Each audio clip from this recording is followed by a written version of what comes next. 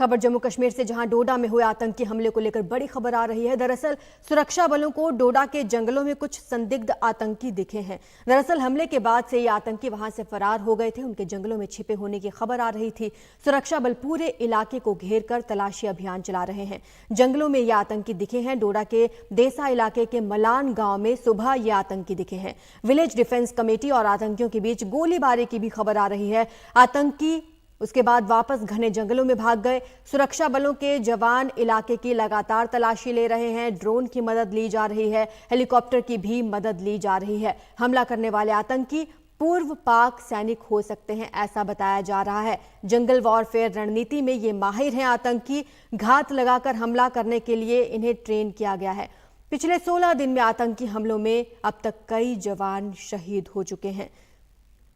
ज्यादा जानकारी हमारे सहयोगी राजीव रंजन हमें दे रहे हैं। राजीव, जैसा कि आपने बताया कि अभी पाकिस्तान के पूर्व सैनिक हो सकते हैं ये आतंकी, ये इनपुट मिल रहा है।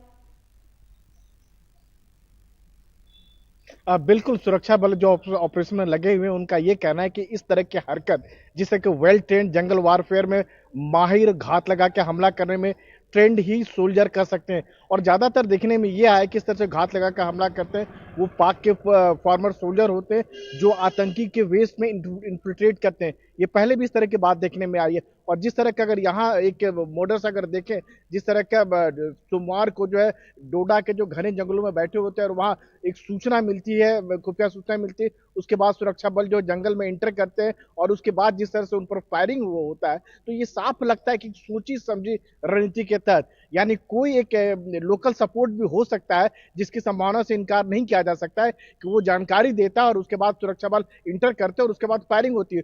कुछ वैसा ही बात जो है कठुआ में जो पिछले हफ्ते सोमवार को जिस तरह की घटना देखने में आई थी, 8 जुलाई को जो घटना देखने में आई थी कि सेना के वाहन पर हमला किया गया था और 5 जवान शहीद हुए थे। इसी तरह की बात राजौरी, पुंछ और रियासी में जो बस पर जो हमला हुआ था, वहां तो साफ तौर पर यह बताया गया था कि एक FIR रजिस्टर हुआ है कि एक जो आदमी है वो मात्र 6,000 रुपयों के लिए न केवल आतंकियों को मदद करता है बल्कि उनको अपने घर में जो है शरण भी देता है। तो एक लगातार इक्का दुक्का हालांकि मामले हैं जो लोकल सपोर्ट मिल रहा है। और आप ये समझिए कि जो फॉरेन टेररिस्ट होते हैं, बिना लोकल सपोर्ट के इस तरह कार्रवाई करना जस्ट लाइक इम्पॉसिबल है, वो संभव नहीं है। तो यानी उनको कहीं ना कहीं लोकल सपोर्ट मिल रहा है और लग रहा है कि जो पहाड़ी इलाका है, जो डोडा की बात करें, राजौरी, पुंछ की बात करें, जो राष्ट्रीय राइफल जिस तरह की तादाद पहले हुआ करती थी, नंबर हुआ करता था, वो शायद अब उतना नंबर नहीं है जिसका फायदा आतंकी उठा रहे हैं। और अब पूरा सुरक्षा बल को, चाहे सेना हो, चाहे CRPF हो, चाहे जम्मू कश्मीर पुलिस हो, एक नई रणनीति बनाने की जरूरत है। जो पहाड़ के ऊपर जो आतंकी छुपे हुए हैं उनको जो है फिर से निकालने के लिए एक बड़ी कार्रवाई की जरूरत है। सेना की और तादाद, हालांकि नंबर बढ़ाया जा रहा है, इजाफा किया जा रहा है, लेकिन ये वाकई में चिंता वाली बात है कि 16-17 दिन के अंदर जो है हमारे 10 नुकसान होते हैं, 10 हमारे सैनिक शहीद होते हैं। उस लिहाज से अगर आतंकी देखे तो नहीं मारे जा रहे, ये कार्रवाई करते हुए वापस जंगलों में भाग जाते हैं। तो ये पूरी रणनीति को नई सिरे से समझने की जरूरत है और फिर से कार्रवाई करने की जरूरत है।